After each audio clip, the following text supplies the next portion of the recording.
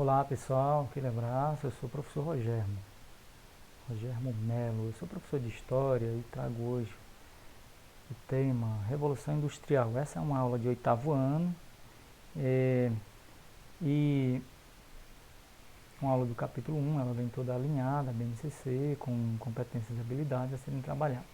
Os temas que nós iremos ver nessa aula é um tema bem, eu acho bem simples de compreensão, que é o chamado da Revolução Industrial na Inglaterra no século XIX, século XVIII.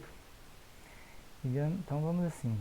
Primeiro andei, os fatores que favoreceram o pioneirismo industrial na Inglaterra, o processo de industrialização na Inglaterra, a sociedade que se estruturou na indústria inglesa da época e movimentos trabalhistas que naturalmente foram surgindo.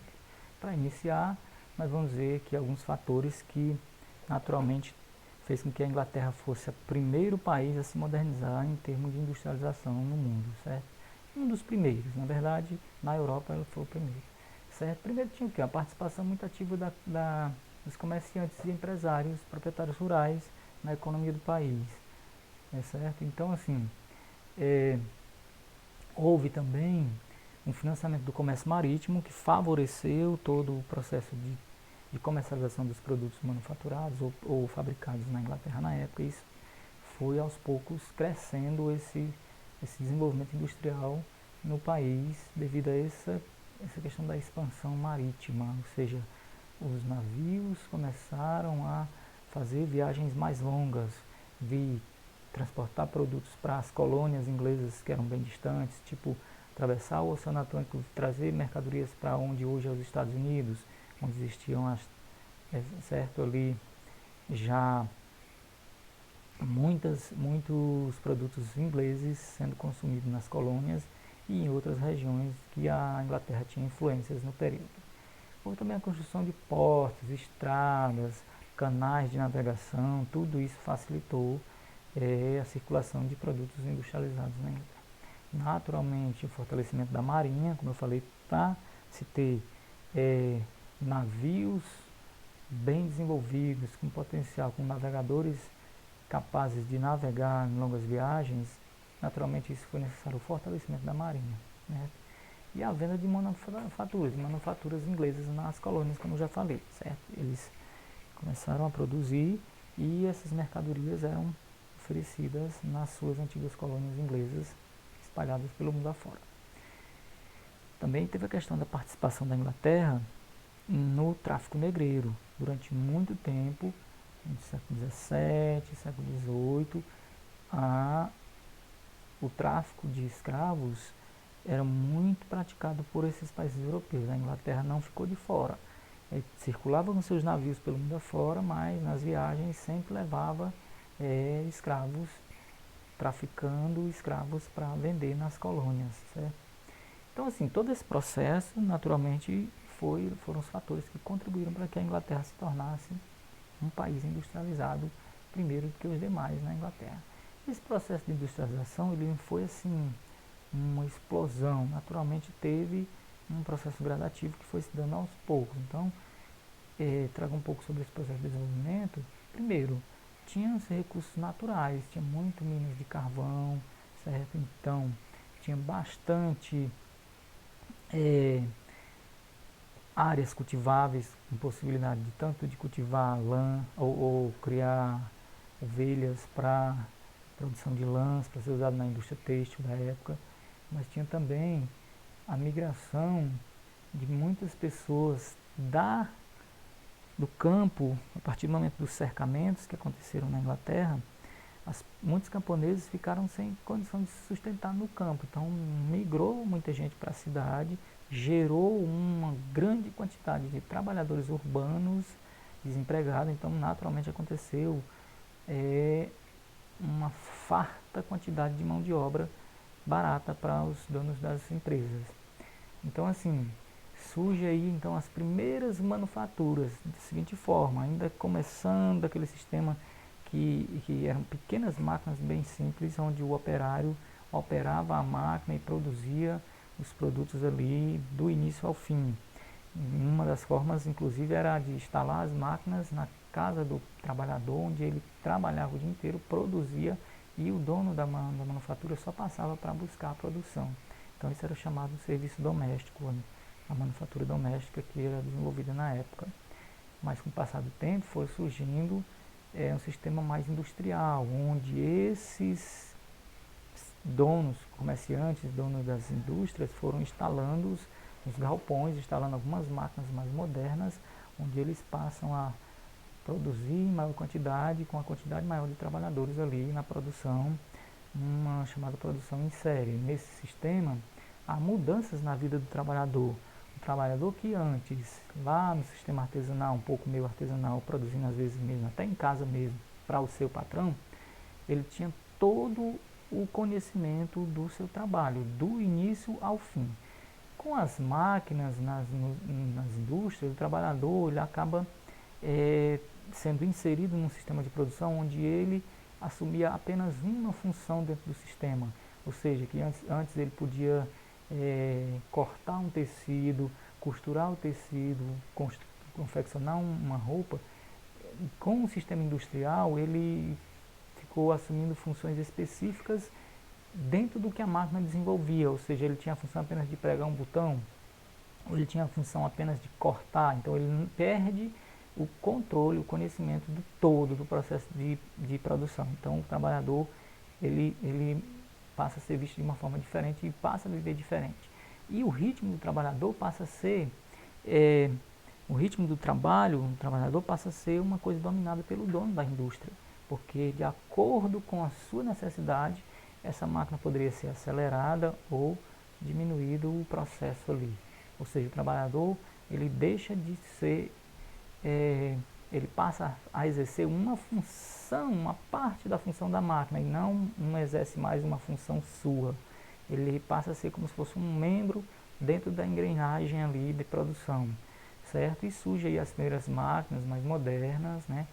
Houve uma grande revolução nos transportes. O transporte antes era muito fraco, começa a surgir transportes a vapor, começa a surgir as linhas férreas, né, onde transportes iam levando produtos em maior quantidade de uma região para outra, certo? E também, naturalmente, gera aí, com esse sistema de fábricas, iniciando o processo de industrialização na Inglaterra, a vida do trabalhador era muito sacrificada. O trabalhador, como havia uma grande quantidade de trabalhador necessitando do emprego, então a mão de obra era barata, os donos das fábricas pagavam um preço muito baixo pela mão de obra do trabalhador e ele acabava sacrificando muito o seu tempo, trabalhando muito para poder ganhar o seu sustento. Então, naturalmente o trabalhador ele vai sendo aí sacrificado nesse sistema industrial iniciado na Inglaterra, certo?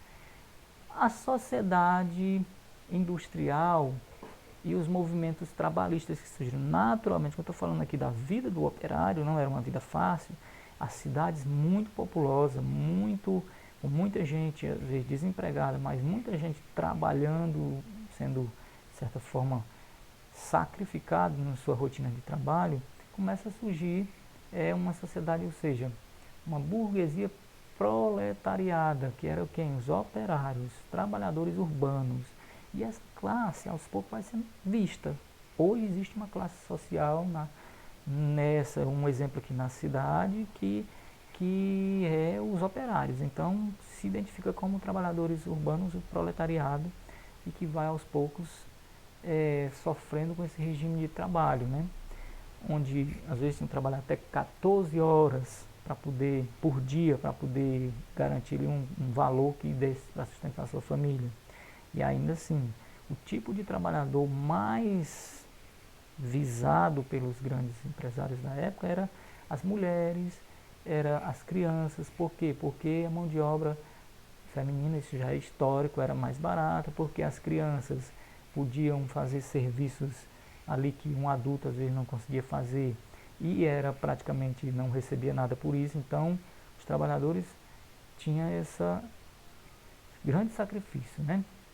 As crianças eram muito usadas nas fábricas, gente, porque às vezes para fazer limpeza de alguns espaços que eram muito imprensados, as crianças entravam com facilidade nesses espaços, então naturalmente as crianças passavam um dia nas fábricas, as mães trabalhando e as crianças ali, de alguma forma, ajudando no dia a dia ali. A partir dessa vida sacrificada dos operários da Inglaterra lá no século XVIII, a gente sabe que foi surgindo movimentos trabalhistas de protesto. Teve um movimento chamado o landismo, que aí está ludismo, em inglês a gente chama landismo, eu não entendo muito bem o inglês, mas a pronúncia acho que é essa.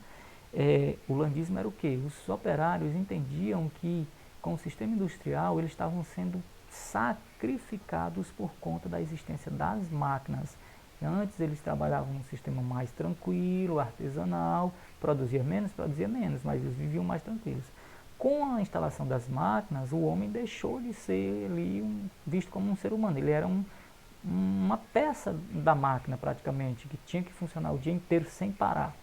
Então eles começaram a fazer que eles entendiam que para melhorar a vida tinha que destruir as máquinas. Então houve muito ações desse movimento chamado landismo, que era destruir as máquinas onde as fábricas funcionando. Então esse movimento teve um impacto muito grande na vida dos trabalhadores e na indústria da Inglaterra da época.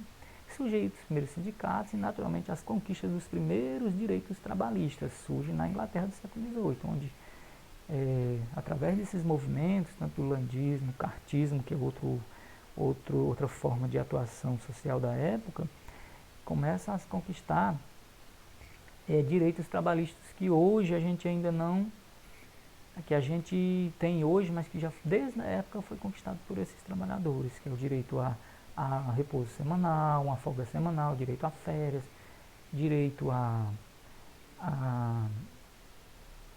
13º salário. Essas coisas tudo foram garantidas lá no século XVIII através dos movimentos operários dos ingleses, certo?